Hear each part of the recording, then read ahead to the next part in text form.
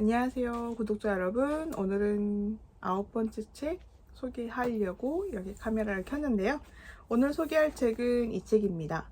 프라이드 그린 토마토. 말 그대로 설익은 토마토를 튀긴 건데요. 이거는 남부지방에서 내려오는 흑인들의 그 레시피라고 해요. 그래서 그 레시피로 카페를 차린 휘슬스탑 카페에 대한 이야기의 책입니다. 그래서 때는 1985년 12월 15일입니다. 이때 에벌린과 스레드 굿 부인이 처음 만나게 되는데요. 이곳은 로즈 테라스 요양원입니다. 할머니는 86살이 됐고 이 부인은 시도 때도 없이 말을 하기 때문에 자연스럽게 옆에 앉아있던 에벌린이 그 소리를 듣게 됐죠. 그러면서 스레드 굿 부인이 경험했던 모든 역사적인 순간을 함께 나누게 되면서 서로 힐링을 주고받게 됩니다. 그래서 에벌린 카우치는 중년 여성이고요. 이제 아들을 독립시켰고 이제 남편이랑 아주 재밌게 살아보려고 하지만 먹는 걸 멈추지 못해서 살이 엄청 쪄 있습니다. 그런 상태에서 이제 이 스레드 굿 부인의 이야기는 자기한테 인사이트를 주게 되는데요. 어떤 이야기인지 궁금하시죠? 그래서 궁금한 그 이야기 속으로 들어가 보면 이 책의 진가를 알게 되실 수 있습니다. 때는 1929년 미국의 대공황 때 이야기로 시작됩니다. 루즈와 이즈는 카페를 차렸어요. 그래서 1929년에 카페를 개업하게 됩니다. 휘즈스톱 카페라고 해서 바베큐를 팔고요. 그 다음에 소다도 팔고 맛있는 프라이드 그린 토마토도 팔죠.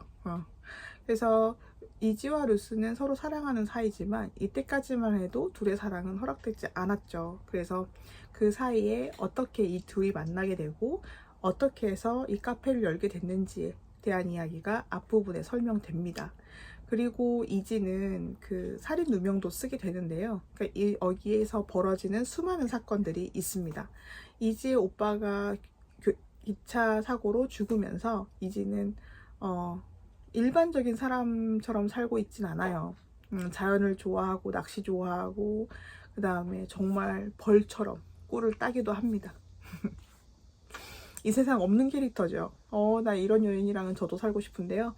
어쨌든 이런 멋진 이지와 정말 세상에서 아름다운 어떤 남자들을 다 반하는 루스의 이야기입니다.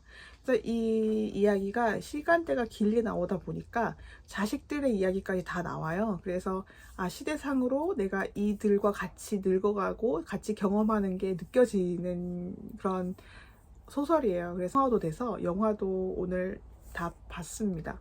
그래서 되게 재미있고 오랜만에 흥미진진한 소설을 읽었다라는 느낌이 드는데 여기에서는 굉장히 많은 일이 일어나고 굉장히 심각한 일들이에요. 다 보면 엄청 끔찍한 일인데 미국 특유의 약간 블랙 코미디화 돼서 약간 그렇게 좀 가볍게 넘어가기도 하고 그리고 되게 마음도 아프고 그냥 막 웃다가 넘어가다 보면 가슴 한편이 굉장히 싸해집니다. 왜냐하면 정말 이런 차별이 있었다고? 약간 이런 생각이 많이 들게 되거든요. 지금 세상이 너무 좋다라는 생각을 하게 됩니다. 그래서 이 소설을 책을 읽으면서 정말 어디로 튈지 모르는 사건의 발달이 있어요. 그래서 이래서 이렇다고? 이래서 이렇다고? 다 공감이 되고 인물들의 어떤 이야기들이 다 이해가 됩니다. 사실은 여기 나오는 너무 인물들이 많아요. 마을 260명 정도의 마을 규모인데 여기에서 사는 사람들 이야기가 각각 대표성을 가지고 다 나오기 때문에 굉장히 사람들 이름이 굉장히 많이 나오거든요. 그래서 한국 이름이 아니다 보니까 사실 헷갈릴 수도 있잖아요. 안 헷갈리세요? 그래서 굉장히 많아요. 그리고 여긴 결혼하면 남편 성을 따기 때문에 스레드굿 부인이 클리오의 부인의 스레드굿 부인인지 엄마 스레드굿 부인인지 이게 굉장히 헷갈리거든요. 그래서 예명도 있고 그 예명 앞에 다 써야 되고 그리고 이제 집에서 같이 일을 도와주시는 흑인분들도 다 각자 결혼해서 애도 낳고 그 아이들이 어떻게 사는지까지 다 나오거든요. 그래서 가계도를 그릴 수 있을 정도입니다. 그 가계도를 그리면서 이렇게 됐구나, 아유 그 애기가 이렇게 됐구나, 약간 이렇게 할머니와 되기도 합니다. 한 3세대가 넘어가니까요. 그래서 여기는 카페가 있고 옆에 우체국이 있고 맞은편에 미용실이 있습니다. 그리고 철도 공사가 있죠. 그래서 철도 회사가 이 마을을 먹여 살리고 있는 거예요, 사실은. 그래서 보안관인 친구도 있고, 그리고 이제 나무를 타고 있는 애들도 있고, 그리고 루스의 어떤 결혼 생활에서 일어난 어떤 파장들도 굉장히 마음 아프고, 그걸 다 극복해서 일어나서 다시 카페를 차리게 되거든요.